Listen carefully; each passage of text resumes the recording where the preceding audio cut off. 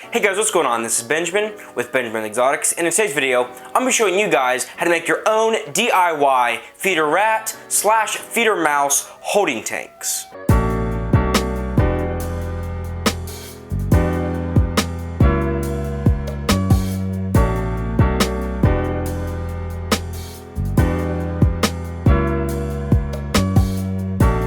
So this right here is one of the few holding tubs that I have set up, and I'm going to show you guys the layout of this. And the main reason that I have these, and the main reason that I recommend you guys set these up as well, is if you guys are feeding your snake live, whether you have just one ball python or even 10 ball pythons.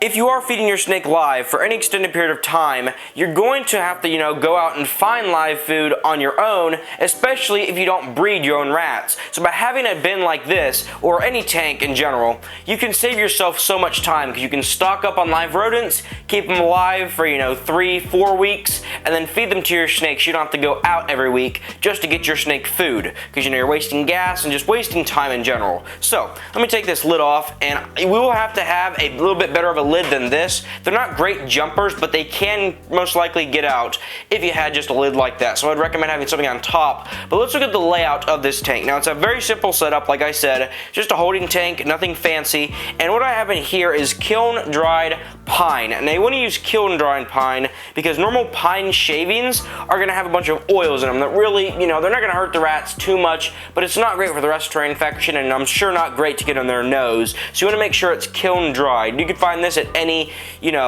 tractor supply store, lots of even, Walmart might sell this stuff, but you want to make sure it's the fine stuff, because the more fine stuff, not dusty, but fine, the fine stuff is going to be able to absorb more of the waste that comes out of the rat, and it's going to reduce smell. Rat / mouse, you guys know what I'm talking about. This can be used for any, species of rodent, basically, as long as their requirements are met, and as long as you have the space for them. Obviously, having 3 or 4 rats in here would be pretty crowded. But underneath one of these guys, let's see which one.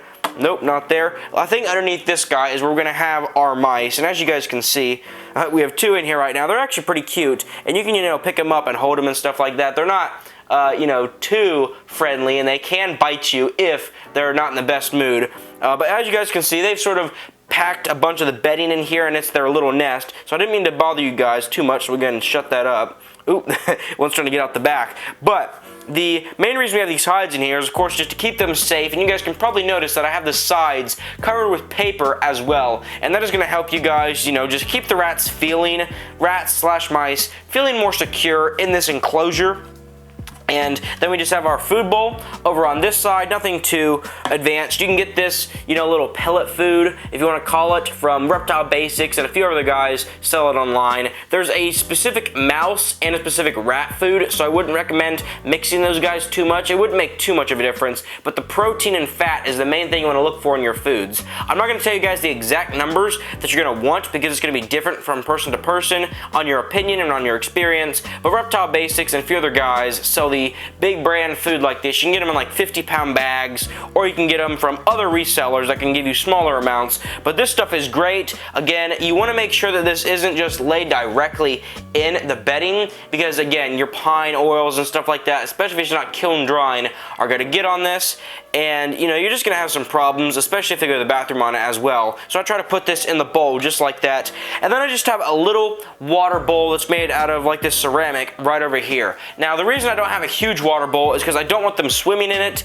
for the sake that they could actually drown if the bowl, was very tall. And also, if they swim in it, they're going to get wet, and you can have problems with the rats actually having like feces and stuff matted on their back, because they get out and then they have all this pine stick to them. So it's not a good situation. So a small water bowl is the way I would go. Even though this is going to evaporate pretty quickly, it's much safer than a bigger water bowl. And make sure that you guys understand that everything you put in here is most likely going to be chewed on, whether it be your food dish, water dish, or your hides. Mice and rats' teeth are constantly growing, and they are going to chew on things. So keep in mind that if you try to use a plastic bowl or a plastic food dish, they're probably going to get chewed on, and especially your water dishes, I don't recommend having plastic because they'll chew out the sides, it'll leak everywhere, and you're going to have a big mess. And this is basically it. Very simple setup, you know, like I said, kiln dried pine, a hide, food dish, water dish, you guys are good to go. Now one thing that I will address that people worry about a lot with a setup like this is they worry about smell.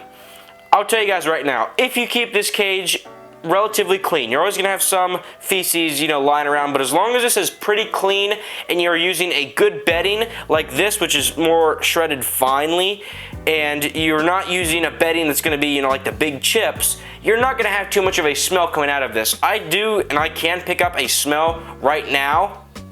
And what it is just the bedding. It smells like pine. It smells like you went into like a Lowe's or Home Depot and they were cutting wood, and that's the smell of this. So overall, I hope you guys did enjoy and benefit from today's video. If you guys do a few quick favors before we go, can you also down to make sure to smash that like button and also hit that big red subscribe button as well if you're new to the channel. If you guys have any questions, comments, or concerns, please leave those down in the comment section below. I want to thank you guys very much for watching today's video, and I'll see you guys in the next video.